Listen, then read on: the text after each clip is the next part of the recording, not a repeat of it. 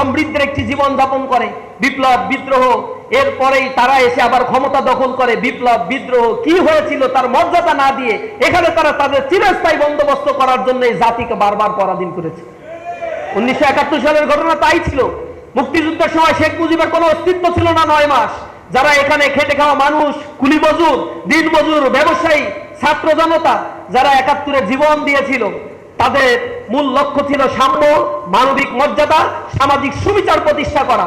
এরপরে তারা এসে 1972 সালে বলা খাওয়া ছাড়াই একটা সংবিধান তৈরি করলো।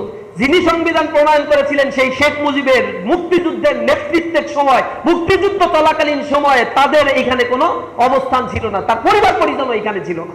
ইভেন তার আশেপাশের নেতৃবৃন্দ তো এই বাংলাদেশে অবস্থান করে নাই, দেশের বাইরে অবস্থান করেছিল। মানুষ জীবন দিয়েছে, কাতারে কাতারে শহীদ হয়েছে, দেশটাকে এসে আবার এখানে বাকশাল কায়েম করেছিল। সে বাকশাল থেকে মানুষ মুক্তি পাওয়ার জন্য এখানে বিদ্রোহ করেছিল, সিপাহী জনতার বিদ্রোহ হয়েছিল। কিন্তু বিদ্রোহ হওয়ার পরে যারা শাসন গ্রহণ করেছে তারা আবার পরাধীনতার করাল গ্রাসে জাতিকে নিমজ্জিত করেছে। বারবার এদেশে এই মীর জাফরদের আগমন ঘটেছে। মীর জাফর এমন ব্যক্তি ছিল যে এই বাংলার জনগণ, যে বাংলার মানুষ বাংলার খেয়ে বাংলার পরে বাংলার মানুষদের শাসক হয়েছিল, কিন্তু এই বাংলার মানুষকে হত্যাযজ্ঞ করেছিল, ধ্বংস করেছিল। এই অঞ্চলে আপনারা জানেন 1176 সালে 1770 এখানে 76 সালের মনোত্তর হয়েছিল।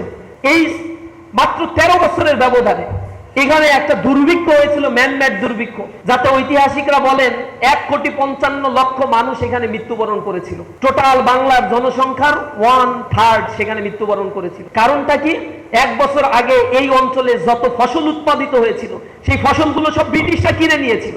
তারও আগের ঘটনা, এখানে মীর জাফর যখন ক্ষমতায় ছিল তিনি এখানে যে কর আরোপ করেছিলেন তার পরিমাণ পূর্বের আলীবর্দী খাঁ বা নবাব সিরাজউদ্দৌলার সময় যা কর দেওয়া হতো তার চাইতে 32 গুণ বেশি কর এখানে আরোপ করা হয়েছিল। মিলিয়ে দেখবেন বর্তমানের সাথে ওই সময়ের সাথীগুলোতে মিলিয়ে দেখবেন। কর আরোপ করে টাকাগুলো নিয়েছিল।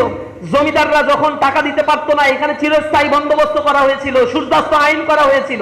সূর্যাস্ত আইন করা হয়েছিল, সূর্য ডোবার সাথে সাথে যদি জমিদাররা কর না দেয়, খাজনা না দেয়, তাহলে তাদের স্থাবর অস্থাবর সব সম্পত্তি তো নিবে। তার স্ত্রী, সুন্দর স্ত্রী থাকলে তাকে নেবে, সুন্দরী তার কন্যা থাকলে তাদেরকেও তারা অধীনস্থ করে নেবে। এই কারণে মুসলমান জমিদার যারা ছিল এই জায়গাগুলো ছেড়ে গিয়েছে, আর উর্মি চাঁদের মতো ব্যবসায়ীরা এইখানে বাসা বেঁধে তাদের মতো করে এই জমিগুলো তারা ব্রিটিশদের বন্দোবস্তের অধীনে তারা নিয়ে এসেছিল। এই পরাধীন করেছিল তারা। কাদেরকে তারা হত্যা করেছিল? কাদের জায়গায় এখানে স্থাপন করতে গিয়ে খসিটি বেগমরা এই কনস্পিরেসির আশ্রয় নিয়েছিল। আজকে বাংলাদেশের ইতিহাস দেখেন, জুলাইয়ের পরবর্তী একটি স্বাধীন বাংলাদেশে